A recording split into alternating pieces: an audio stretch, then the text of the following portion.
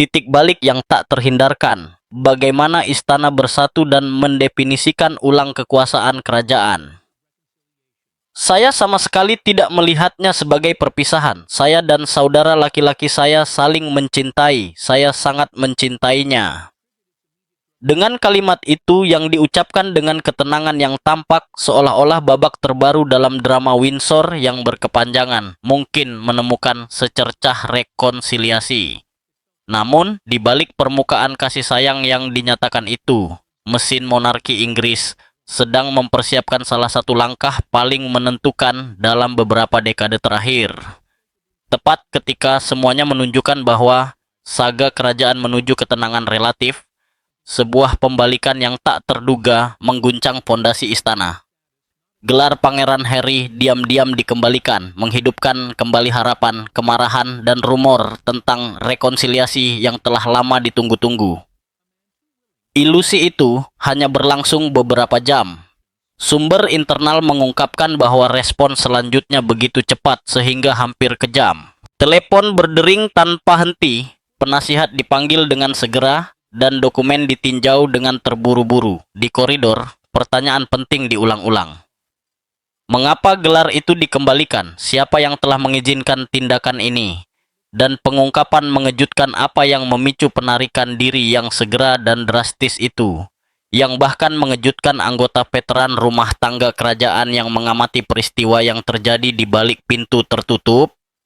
Ketika pesan istana akhirnya dipublikasikan, tidak ada dalam sejarah panjang ketegangan kerajaan yang mempersiapkan opini publik Inggris untuk nada yang bergema di aula dan layar malam itu. Itu bukan jeda strategis, bukan pula konfigurasi ulang sementara atau penarikan diri yang diam. Rasanya tegas, tajam, dan sangat pribadi. Setelah berbulan-bulan menjauh dari sorotan media, Raja Charles III muncul kembali dengan kata-kata yang menyampaikan bobot daripada kasih sayang. Pidatonya yang disiarkan di seluruh Inggris Raya dan bergema di seluruh persemakmuran, terdengar kurang seperti suara seorang ayah yang prihatin dan lebih seperti suara seorang wali yang menarik garis yang tak dapat dilanggar. Tenang dalam penyampaian, tegas dalam substansi, setiap kalimat tampak diperhitungkan. Menurut para pembantu istana, kemarahan itu bukanlah tiba-tiba. Itu telah menumpuk selama bertahun-tahun, terkikis oleh apa yang secara pribadi digambarkan oleh beberapa orang secara sarkastik sebagai kebisingan yang konstan, tontonan abadi yang mengikis martabat institusional. Charles berbicara tentang martabat sebagai sesuatu yang rapuh, mudah rusak, dan kritiknya sangat langsung. Ia menyarankan bahwa Meghan telah memperlakukan status kerajaan bukan sebagai tanggung jawab, tetapi sebagai alat tawar-menawar, menggunakan nama Harry sebagai jalan masuk ke lingkaran elit yang kurang tertarik pada mahkota. Bahasa yang digunakan cukup keras untuk membuat para sejarawan gelisah, yang mengingat masa-masa lain ketika keretakan keluarga menjadi luka nasional. Harry pun tidak luput dari kritik, tidak ada simpati terselubung atau pelunakan retorika. Raja menggambarkan seorang putra yang telah menukar kehati-hatian dengan tepuk tangan dan kesetiaan dengan perhatian, salah mengartikan kekaguman sebagai tujuan. Pesan tersiratnya jelas, kesabaran telah habis. Apa yang akhirnya mendorong situasi ke ambang batas tidak terjadi di London atau Windsor, tetapi ribuan mil jauhnya, di bawah lampu-lampu terang California, pada perayaan ulang tahun mewah di Hollywood, dikelilingi oleh para taipan teknologi dan tokoh media terkemuka. Ketegangan memuncak di depan umum. Menurut saksi mata, Meghan menuntut penghapusan foto-foto tertentu dari media sosial dengan alasan izin dan perjanjian yang menurut tuan rumah tidak pernah ada. Para staf kebingungan, para tamu berbisik, dan tawa pun segera meletus.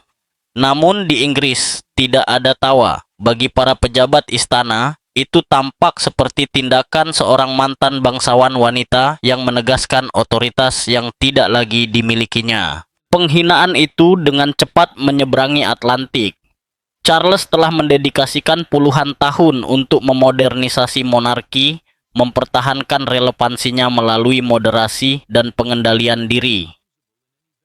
Episode ini, kata para penasihatnya, mengkonfirmasi ketakutan yang diam-diam dipendamnya sejak 2018 bahwa institusi tersebut tidak dipahami, melainkan dimanfaatkan. Meskipun demikian, luka terdalam datang dari Harry. Sementara Pangeran William mewakili kerajaan di sebuah konferensi iklim internasional di Brasil, Harry muncul tanpa pemberitahuan di Kanada. Ketika ditanya, ia mengklaim telah mendapat persetujuan istana. Tidak ada otorisasi seperti itu. Tidak ada email, laporan, atau catatan resmi yang mendukungnya. Bagi raja, itu bukan sekadar kesalahpahaman. Itu adalah sesuatu yang jauh lebih berbahaya. Pernyataan publik tentang dukungan kerajaan yang tidak ada, kepercayaan yang diam-diam dan tegas dilanggar. Siapa sebenarnya yang memegang kekuasaan ketika Harry menggunakan wewenang yang belum diberikan raja? Jawabannya mulai terungkap dalam keheningan. Di dalam tembok istana, apa yang sebelumnya dianggap sebagai ketegangan keluarga bergeser menjadi ujian otoritas.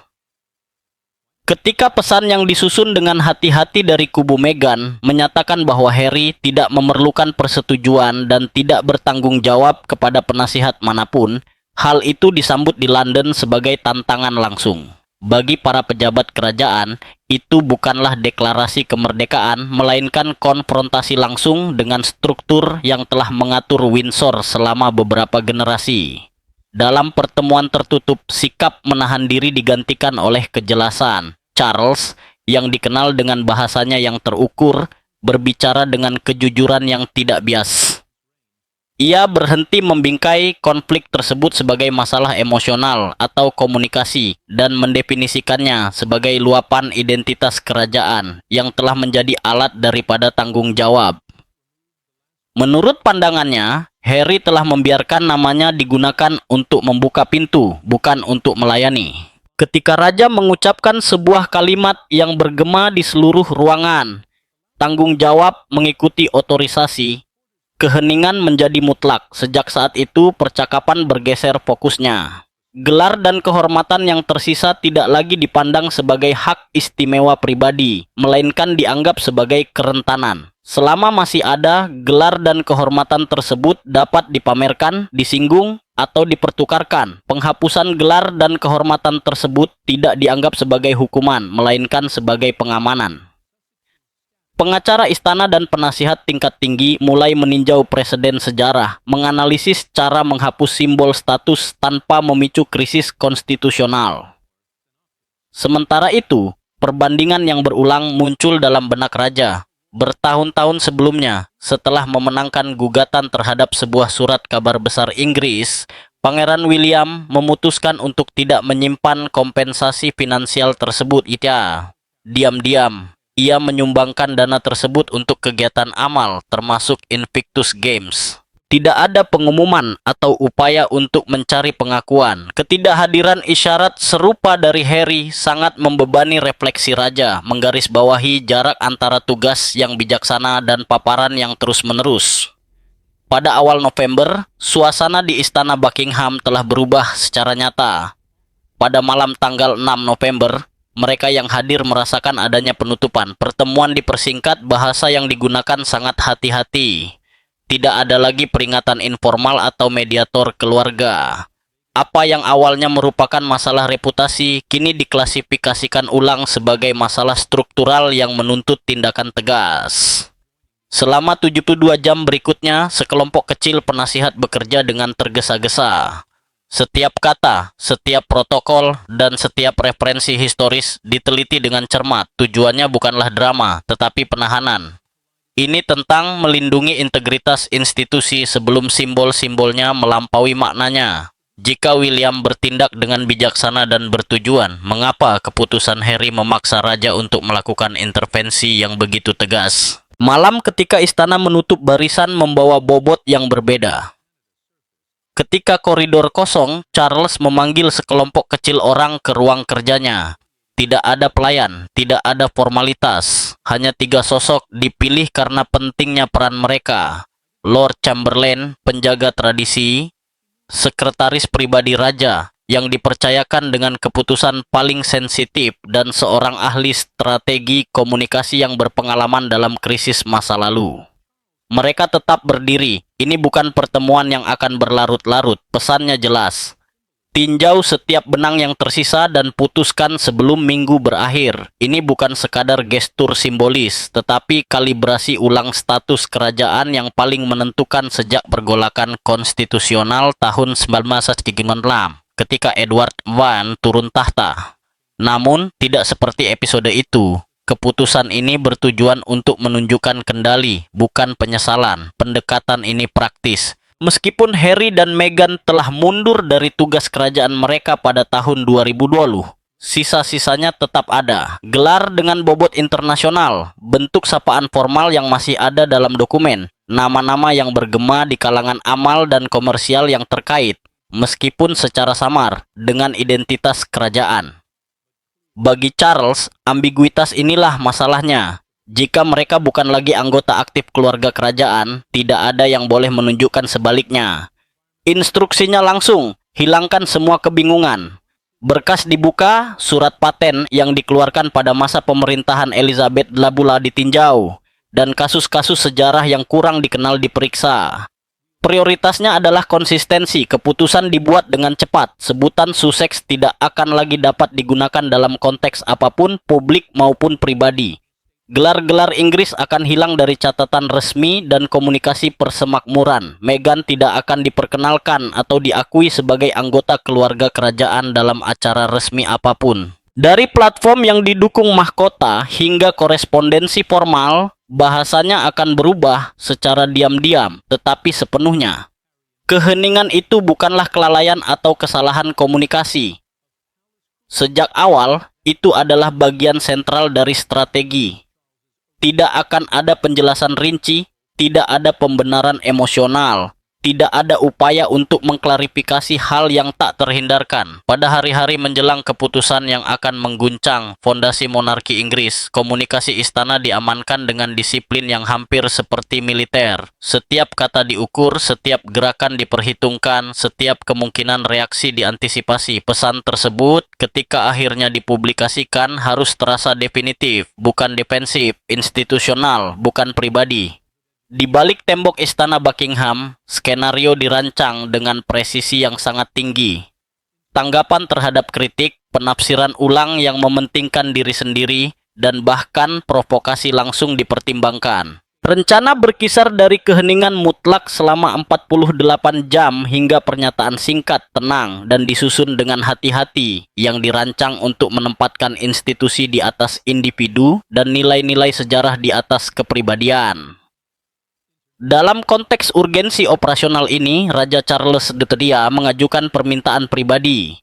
Ia ingin publik memahami bahwa keputusan ini tidak berasal dari kebencian atau kepahitan. Sebagai penyeimbang yang halus, sejumlah gambar dari tahun-tahun sebelumnya disiapkan untuk dirilis. Foto-foto Charles muda bersama Harry muda, momen kedekatan, kesabaran, dan kasih sayang yang mengingatkan negara dan dunia bahwa upaya telah dilakukan selama beberapa dekade untuk mempertahankan ikatan. Itu bukan permohonan simpati, tetapi undangan untuk mempertimbangkan konteksnya, cara untuk mengatakan bahwa jalan menuju hasil tersebut tidaklah singkat atau impulsif. Namun, secara pribadi, pengekangan itu runtuh. Dalam pertemuan tertutup, Charles berbicara dengan ketegasan yang jarang terdengar sebelumnya. Ia mendefinisikan Meghan Markle sebagai kekuatan yang mengganggu stabilitas dan memperjelas bahwa ia tidak lagi menganggapnya sebagai bagian dari struktur keluarga yang sebagai raja, wajib ia lindungi. Tidak ada drama atau sandiwara. Kata-katanya tegas, definitif, hampir administratif. Ini bukan diskusi, ini adalah penutupan. Sepanjang proses tersebut, Pangeran William tetap diam di depan umum, tetapi sangat terlibat dalam musyawarah. Sumber internal kemudian mengkonfirmasi bahwa ia sepenuhnya mendukung keputusan tersebut.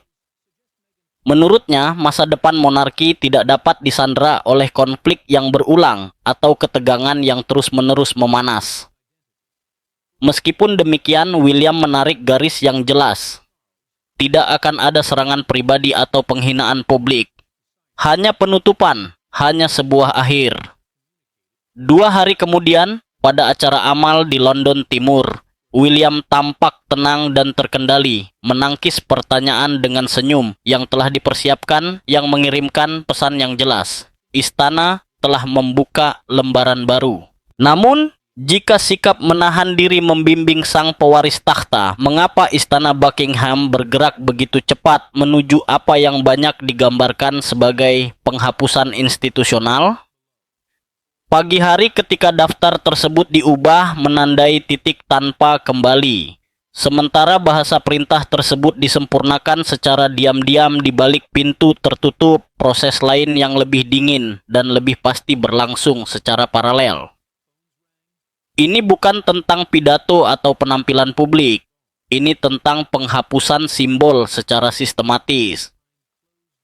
Lambang keluarga Harry dihapus dari daftar upacara tanpa pengumuman apapun. Tim protokol meninjau aturan historis, terutama yang berkaitan dengan kunjungan mendatang ke kediaman kerajaan di Inggris.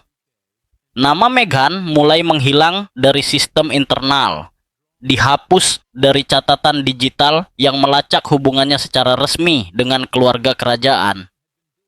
Perlakuan, gelar, dan penyebutan dikoreksi baris demi baris, seolah-olah sejarah sedang ditulis ulang dengan ketelitian yang meresahkan. Suasana di dalam istana digambarkan oleh staf sebagai tegang dan meresahkan. Koridor sunyi, instruksi singkat dan tegas. Seorang ajudan veteran yang telah mengabdi sejak masa pemerintahan Elizabeth II kemudian mengaku bahwa ini berbeda dari skandal sebelumnya.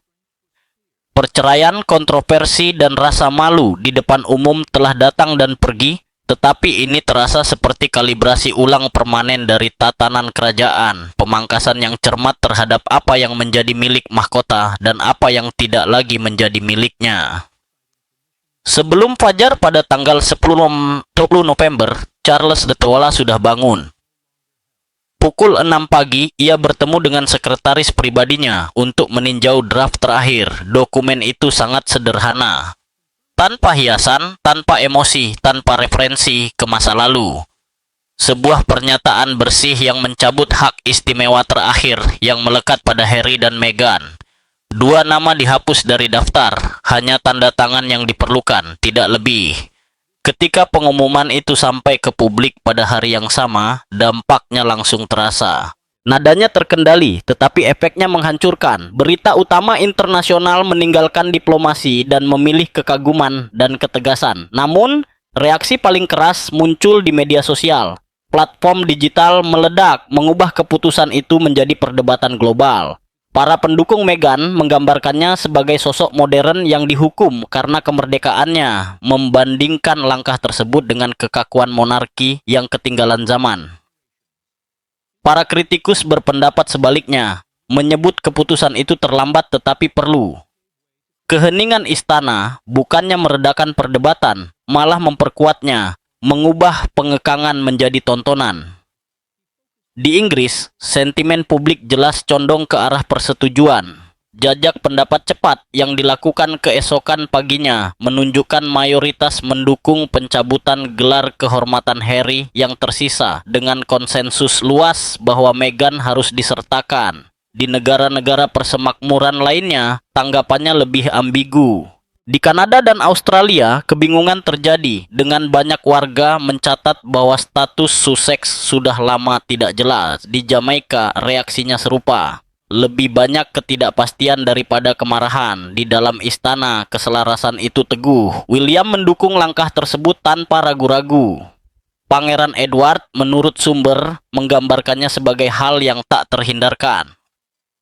Ratu Camilla mendesak kehati-hatian, menyadari bahwa setiap petunjuk permusuhan dapat dieksploitasi oleh media. Saat itu, fokus Charles telah menyempit. Kejelasan lebih penting daripada citra.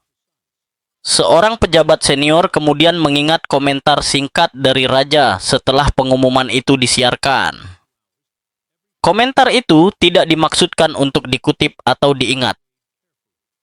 Charles berbicara tentang bagaimana identitas kerajaan telah menjadi sebuah merek, sesuatu yang dikenakan dan dijual daripada dipikul dengan tanggung jawab. Baginya, batasan itu telah dilanggar. Perintah itu tidak menjelaskan motif atau membuka kembali luka lama. Tidak perlu. Bertahun-tahun pengekangan, kekecewaan, dan ketegangan yang belum terselesaikan terletak di balik baris-baris singkatnya. Apa yang dianggap publik sebagai langkah institusional yang tegas, pada intinya membawa beban diam seorang ayah yang telah menghabiskan puluhan tahun menyeimbangkan tugas dan kesabaran, hanya untuk akhirnya menerima bahwa beberapa keretakan tidak dapat diperbaiki dan bahwa beberapa kerusakan menuntut akhir yang pasti. Tetapi, jika kesabaran selama puluhan tahun tidak cukup, apa yang akhirnya mendorong istana untuk bertindak? Jawabannya sedang bergejolak di koridor-koridor sunyi istana Buckingham, di mana ketegangan telah mendidih selama bertahun-tahun di bawah permukaan yang bersih. Ini bukan lagi hanya tentang protokol atau manajemen citra. Itu adalah akumulasi frustrasi yang lahir dari patah hati dan kecemasan yang semakin meningkat. Charles telah menyaksikan putra bungsunya berubah dari seorang anak yang lincah dan tak terduga menjadi seorang dewasa yang semakin menjauh dari keluarga yang telah menopangnya. Kenangan akan Harry yang tertawa setelah tragedi, membawa cahaya di saat-saat duka, memicu gejolak batin sang raja. Ia telah mencoba untuk menjaga keluarga tetap bersatu, mungkin dengan canggung, tetapi dengan gigih. Teman-teman dan para pembantunya mengingat upaya pribadi yang berulang kali untuk menjembatani kesenjangan emosional yang tidak pernah sepenuhnya sembuh. Ia tidak pernah benar-benar tahu bagaimana menunjukkannya, kenang seorang rekan dekat. Tetapi cintanya kepada Harry tak tergoyahkan. Perhatian itu tetap ada bahkan ketika kehidupan dewasa menguji hubungan tersebut. Charles melindungi Harry dari penghinaan publik, dari foto-foto Las Vegas hingga pemberitaan sensasional di tabloid. Sementara staf istana bekerja tanpa lelah untuk mengatasi krisis, harapan tetap ada bahwa suatu hari ia akan sepenuhnya kembali ke keluarga. Harapan itu mulai runtuh dengan kedatangan Meghan Markle. Karismatik, fasih berbicara, dan memiliki kehadiran media yang tak terbantahkan, ia memikat publik dan pers. Namun, di balik pintu istana, naluri Charles adalah kehati-hatian. Ia tidak melihat Meghan berintegrasi ke dalam institusi. Ia merasa Meghan mencoba membentuknya kembali sesuai dengan ambisinya sendiri. Setiap gerak-gerik publik tampak terencana, setiap penampilan diatur dengan cermat. Dia tidak beradaptasi dengan mahkota, kata seorang mantan sekretaris pers. Dia menyesuaikan mahkota dengan dirinya sendiri. Seiring waktu, Charles mulai melihat Harry kurang sebagai pasangan dan lebih sebagai perpanjangan dari citra Meghan. Seorang pangeran yang digunakan untuk memajukan visi pribadi sambil sekaligus mengkritik sistem yang memberinya statusnya.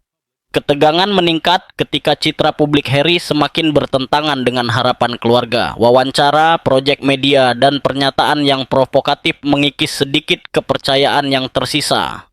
Bagi raja, pemicu terakhir bukanlah satu peristiwa tunggal, melainkan akumulasi gerak-gerik yang mengubah perselisihan pribadi menjadi konflik struktural. Charles telah mengantar Meghan ke altar pernikahan mereka, sebuah isyarat yang syarat dengan simbolisme dan semangat rekonsiliasi.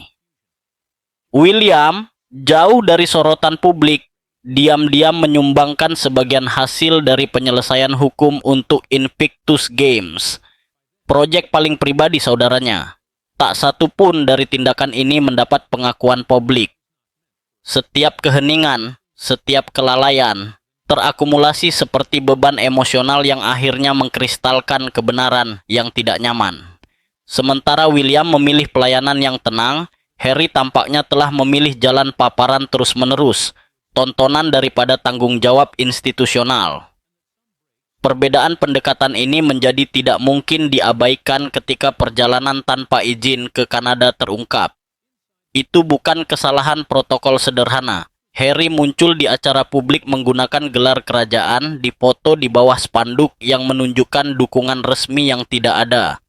Media lokal menafsirkan kehadirannya sebagai perwakilan langsung dari kerajaan, yang mendorong panggilan mendesak dari diplomat Inggris yang menanyakan apakah dia bertindak atas nama raja. Jawabannya, memalukan dan jelas adalah tidak.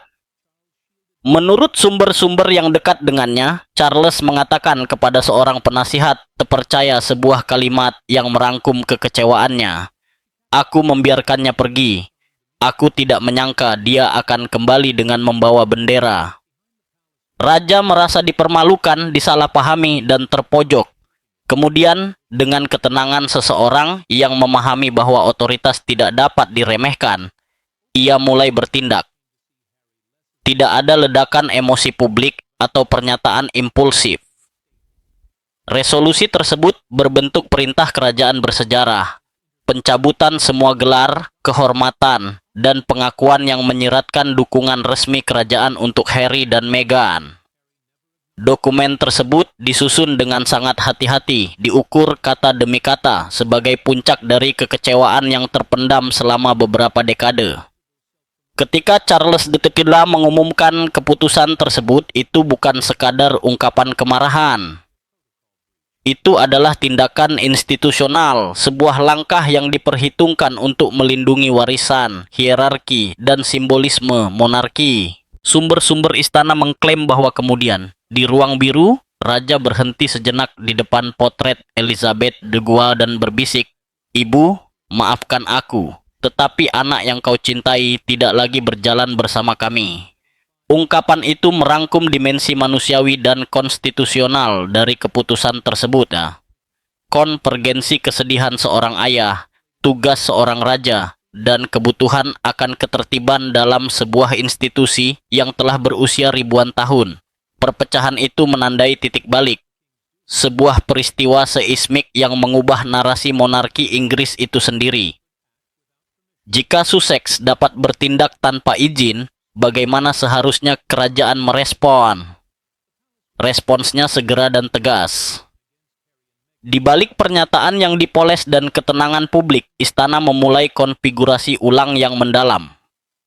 Deklarasi Charles III bukan hanya teguran, tetapi deklarasi niat. Masa depan monarki tidak akan lagi didikte oleh tontonan atau loyalitas yang terpecah. Dalam beberapa hari berikutnya, menurut sumber internal, 3 inisiatif utama diluncurkan. Pertama, dukungan sekunder anggota junior keluarga kerajaan ditinjau untuk menilai relevansi sebenarnya. Kedua, pendanaan masa depan dari hibah kerajaan dibekukan untuk mereka yang tidak memegang peran publik aktif. Terakhir, audit rahasia terhadap keterlibatan resmi dilakukan, menganalisis penerimaan publik, dampak media, dan daya tarik generasi.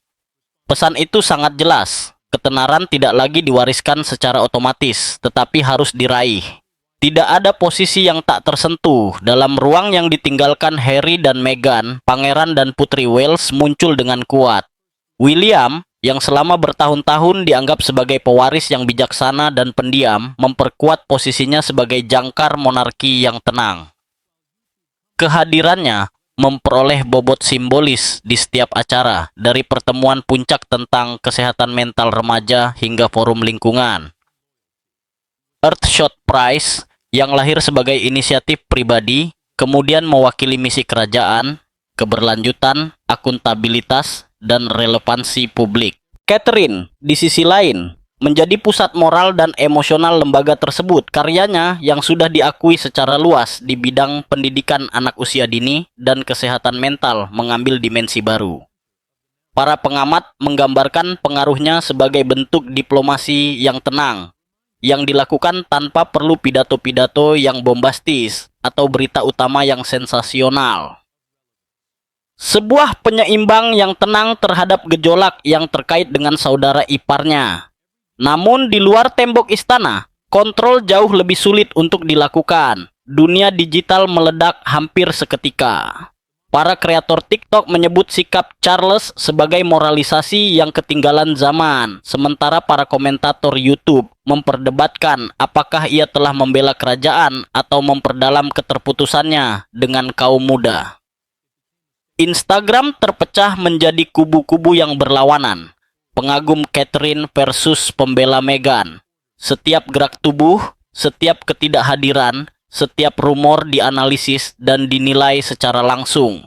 Otoritas istana ditegaskan, tetapi penilaian publik menjadi terdesentralisasi, algoritmik, dan instan. Meskipun dihapus dari catatan resmi, Harry dan Meghan tetap tidak mungkin diabaikan. Setiap karpet merah, setiap panel teknologi, atau penampilan media kembali memunculkan pertanyaan. Pemberontak kerajaan, selebriti global, atau hanya warga negara biasa? Korban kekakuan istana atau arsitek kejatuhan mereka sendiri? Ambiguitas itu membuat mereka tetap berada di pusat narasi, menantang tujuan awal Charles, kejelasan dan kendali. Di era kontemporer, monarki bukan lagi hanya tentang warisan. Ini tentang persepsi, kinerja, dan negosiasi relevansi yang konstan. Koridor Istana Buckingham bergetar dengan ketegangan yang tenang. Garis telah ditarik dan setiap detail pemisahan dieksekusi dengan presisi bedah. Tetapi, penilaian akhir tidak hanya terletak di aula kerajaan tetapi juga di opini publik global. Jajak pendapat mulai menawarkan perspektif yang lebih bernuansa. Di Inggris Raya, 63 responden mendukung pemutusan hubungan Harry dengan kerajaan sepenuhnya, dan 71 mendukung aturan yang lebih ketat tentang penggunaan merek kerajaan. Namun, di antara mereka yang berusia di bawah 30 tahun, hanya 41 yang merasa monarki masih relevan. Tradisi ditegaskan kembali, tetapi hubungan antar generasi menunjukkan keretakan. Secara internasional, reaksinya sama kompleksnya. Jamaika memuji disiplin tersebut, menghidupkan kembali pembicaraan tentang kemerdekaan. Di Australia, gerakan Republikan mendapatkan momentum dengan menyebut pembersihan tersebut sebagai bukti kekakuan institusional. Di Kanada, perdebatan antara modernisasi dan warisan semakin intensif. Di seluruh persemakmuran, setiap keputusan kerajaan dipandang sebagai contoh sekaligus peringatan. Sementara itu, kehidupan setelah perpisahan terasa anehnya terhenti.